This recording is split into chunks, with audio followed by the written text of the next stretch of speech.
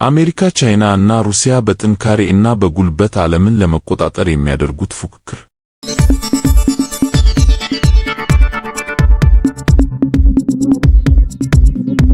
የቬንዙዌላው መሪ ኒኮላስ ማዱሮ በአሜሪካ ኃይል በቁጥጥር ስር መዋላቸውን ተከትሎ ፕሬዝዳንት ዶናልድ ትራምፕ አሜሪካ በምዕራቡ ንፍቀ ክበብ ያላት የበላይነት ከዚህ በኋላ ጥያቄ ውስጥ አይገባም ብለዋል።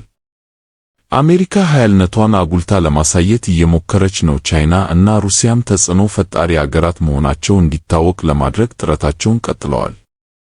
ሦስቱም አገራት አዲስ የዓለም ሥርዓት ለመፍጠር እንደሚፈልጉ ተንታኞች ይናገራሉ። ተጽዕኖአቸው ከአውሮፓ አልፎ በሌሎችም ቀጠናዎች የሚታይ ይሆናል። አሜሪካ፣ ቻይና እና ሩሲያ በወታደራዊ ኃይል፣ በምጣኔ ሀብትና በፖለቲካ አማካኝነት በጎረቤት አገራት እንዲሁም በተቀረው ዓለም የሚያሳድሩትን ጫና በዚህ ዘገባ እንዳስሳለን።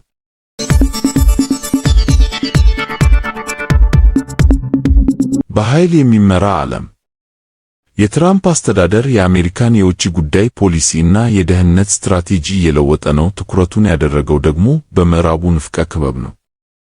ከትራምፕ በፊት የነበሩ ፕሬዝዳንቶች ዴሞክራትም ይሁኑ ሪፐብሊካን ትኩረታቸው የአሜሪካን ኃያልነት ዓለም አቀፍ ማድረግ ነበር። የትራምፕ አስተዳደር ቅድሚያ ለአሜሪካ የሚል መፈክር አለው። በስደት፣ በወንጀል እና በአደንዛዥ ዕፅ ዝውውር ላይ የሚያወጣቸው ፖሊሲዎች በዚህ ይመራሉ። ከትራምፕ ከፍተኛ አማካሪዎች አንዱ ስቲቨን ሚለር ዓለም የምትመራው በጥንካሬ፣ በጉልበት እና በኃይል እንደሆነ በቅርቡ ተናግረዋል። ንግግራቸውን ከሄንሪ ኪሲንጀር እና ሪቻርድ ኒክሰን የውጭ ጉዳይ ፖሊሲ ጋር ያነጻጸሩት አሉ። በ1960ዎቹ እና 1970ዎቹ የነበረው ፖሊስ የማያወላዳ የሚባል ነው። በ20ኛው ክፍለ ዘመን መባቻ ዊልያም መኪንሊ እና ቴዲ ሩዝቬልት አሜሪካ እንደ ኃያል ግዛት ገንብተዋል።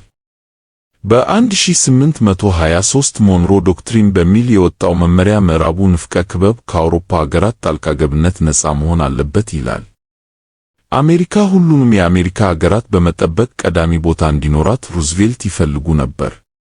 በወቅቱ አሜሪካ እንደ ቬንዙዌላ እና ዶሚኒካን ሪፐብሊክ ላሉ አገራት የገንዘብ ድጋፍ ታደርግ ነበር። በሄይቲ እና ኒካራጓም ወታደሮቿን አሰማርታለች። ትራምፕ ለሁለተኛ ጊዜ ፕሬዝዳንት ሲሆኑ ግዛቶችን በአሜሪካ ቁጥጥር ስር ስለማዋል ሲናገሩ ይደመጣሉ።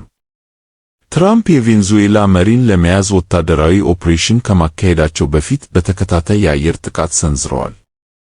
አሜሪካ የአየር ጥቃት የፈጸመችው አደንዛዥ ዕፅ በያዙ ጀልባዎች ላይ እንደሆነ ገልጻለች። የላቲን አሜሪካ አገራት ላይ ጫና ለማሳደር ታሪፍ ጥላለች።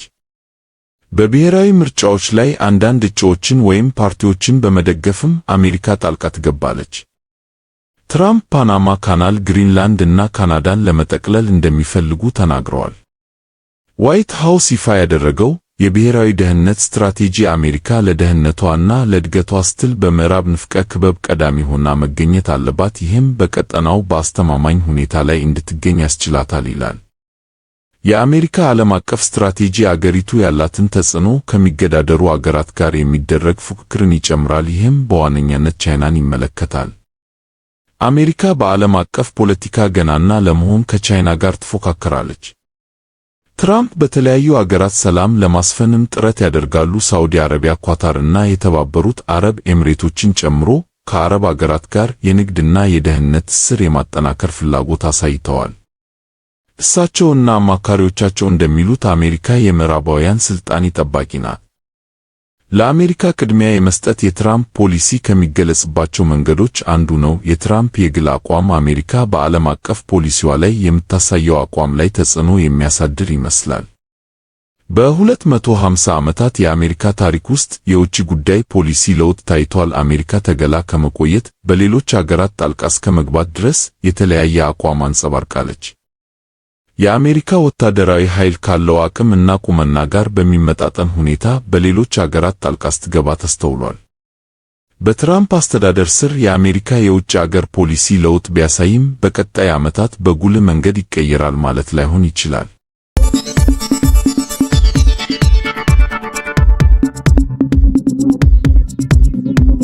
የቻይና ህዳሴ የቻይና በዓለም አቀፍ መድረክ ያላት ጫና ከቀጣናዊነት ባለፈ የተለያዩ አገራትንም ያማከለ ነው። በተለያዩ አገራት ውስጥ ቻይና ያላትን ሚና መመልከት አያዳግትም።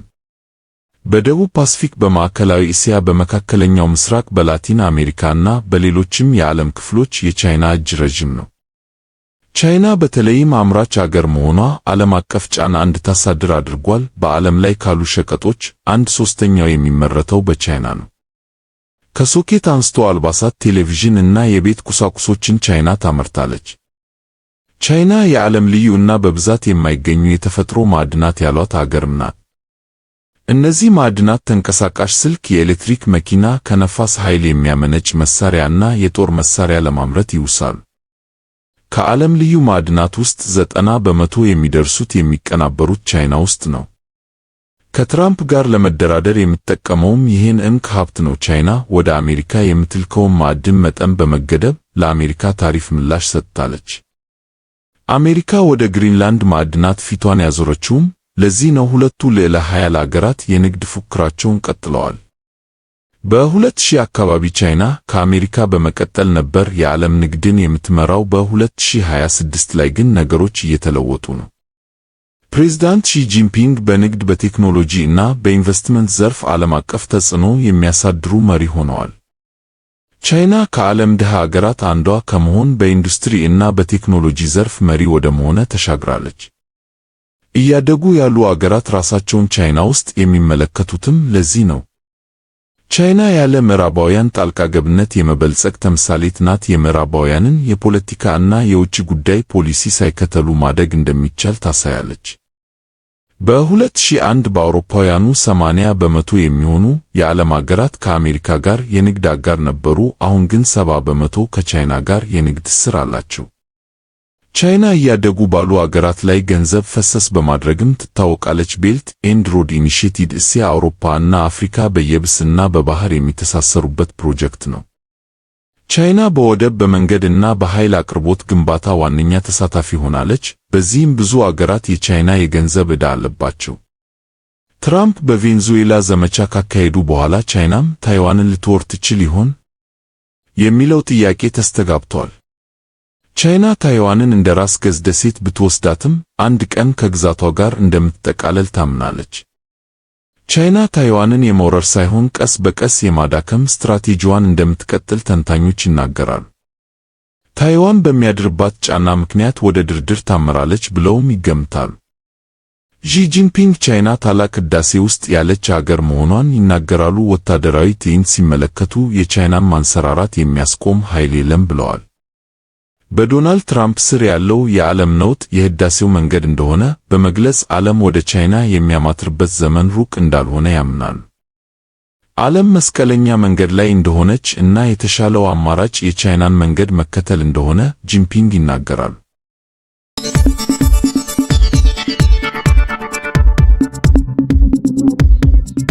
የቅርብ ሩቅ ሩሲያ ፕሬዝዳንት ቭላድሚር ፑቲን የሶቪየት ኅብረት መንኮታኮት የ20ኛው ክፍለ ዘመን ታላቁ ጂኦፖለቲካል ውድቀት ነው ሲሉ በአንድ ወቅት ተናግረዋል።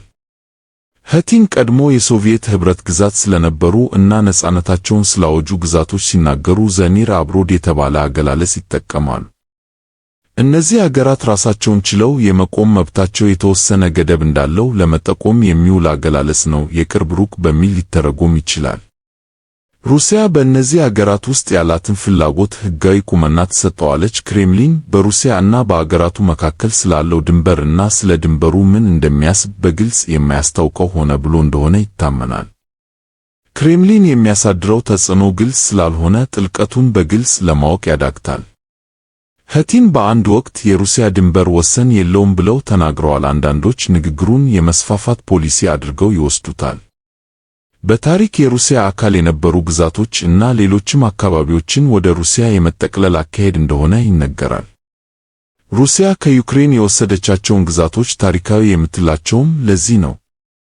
ክሬምሊን በይፋ የሚገልጸው የቀድሞ የሶቪየት ግዛቶችን ሉዓላዊነት እንደሚያከብር ነው፣ ግን ደግሞ በአገራቱ ውስጥ ፍላጎቶች እንዳሉትም ይጠቅሳል። እነዚህ አገራት ከሩሲያ ቁጥጥር ውጭ ለመውጣት ሲሞክሩ በምጣኔ ሀብትና በወታደራዊ ኃይል ጫና ታሳድራለች። ዩክሬን ከሶቪየት ኅብረት ከወጣች በኋላ ለዓመታት ከክሬምሊን እምብዛም የማይቃረን ፖሊሲ ስታራምድ ቆይታለች። በክሬሚያ ጥቁር ባህር ላይ የሩሲያ የባህር ኃይል መቀመጫ መገንባቱ ለዚህ ማሳያ ነበር። ከዚህ አካሄድ ማፈንገጥ ዋጋ እንደሚያስከፍልም በጦርነቱ ታይቷል። ለምዕራባውያን ቅርብ የሆኑት እና ለውጥ የሚፈልጉት ፕሬዝዳንት ቪክቶር ዩሽቼንኮ ሲመሩ ነገሮች ተለወጡ። በአመራር ዘመናቸው 2 ጊዜ ሩሲያ የጋዝ አቅርቦት አቋርጣለች። የምጣኔ ሀብትና የፖለቲካ ጣልቃ ገብነት ውጤት አላሳይ ሲል ሩሲያ ክሬሚያን ወረረች እና በ2014 ግዛቱን ጠቀለለች። በ2022 ደግሞ ሩሲያ ዩክሬንን ወራለች። ሩሲያ ከጆርጂያ ጋር በ2008 ጦርነት ውስጥ ገብታለች። በጦርነቱ ሩሲያ 20 በመቶ የጆርጂያ ግዛትን ጠቅልላለች። ከዚያ ጊዜ አንስቶ የሩሲያ ወታደሮች ግዛታቸውን የበለጠ ወደ ጆርጂያ ለማስፋፋት ጥረታቸውን ቀጥለዋል። ይህንንም አዝጋሚው መስፋፋት ብለው የሚገልጹት አሉ። ሩሲያ ጆርጂያን እና ዩክሬንን ስትወር የምዕራባውያን ጣልቃ ገብነት አለመኖሩ ከቲንኪ የቅርብ ሩቅ ግዛቶችን ከመጠቅለል መብታቸው እንደሆነ እንዲሰማቸው አድርጓል። ከቀድሞ የሶቪየት ኅብረት አባል አገራት መካከል ቤላሩስ፣ ታጂኪስታን፣ ኪርጊስታን፣ ካዛክስታን እና አርሜኒያ ከሩሲያ ጋር ቅርብ ግንኙነት አላቸው። የሩሲያ ወታደሮችም በግዛቶቻቸው እንዲሰፍሩ ፈቅደዋል። ጆርጂያ እና ዩክሬን ዴሞክራሲያዊ ለውጥ ለማምጣት በመሞከራቸውና ከምዕራቡ ዓለም ጋር በመቀራረባቸው ከሩሲያ ጋር ተጋጭተዋል። በታሪክ የሚታወቁ ጦርነቶች የአንድን አገር ፍላጎት ከማስጠበቅ እና በቁጥር ውስን የሆኑ ማህበረሰቦችን ከመከላከል ጋር የተያያዙ አመክንዮዎች ተሰጥተዋቸዋል። ከሁለተኛው የዓለም ጦርነት እና ከቀዝቃዛው ጦርነት በኋላ የዓለም ሕዝቦች በእኩል እንዲታዩ የማድረግ ንቅናቄዎች ተስተውለዋል። አገራት ያላቸው የጦር መሳሪያ እና ግዝፈታቸው ወይም ትንሽነታቸው ከግምት ሳይገባ እኩልነት እንዲሰፍን ቢፈለግም ተጽዕኖ ፈጣሪ ለመሆን የሚደረገው ፉክክር ወደ ቀደመው የጨለማ ዘመን የሚወስድ ይመስላል።